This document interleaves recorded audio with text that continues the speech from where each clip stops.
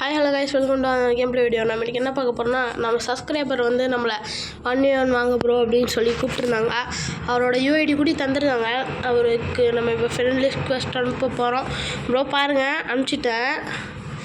ஏன்னா ப்ரோ லிங்கேஸ் அப்படின்னு சொல்லியிருந்தீங்க, அவங்களுக்கும் தந்தேன். அவரும் எதுவும் பண்ணலை. பட் அவர் வந்து திரும்ப ரிக்வெஸ்ட் வந்து அக்செப்ட் பண்ணிட்டாங்க. சரி கைஸ் காட்டுறேன். இது தெரிஞ்ச என்ன மேட்ச் ஐயோ மேட்ச்குள்ளே போயிடுச்சு.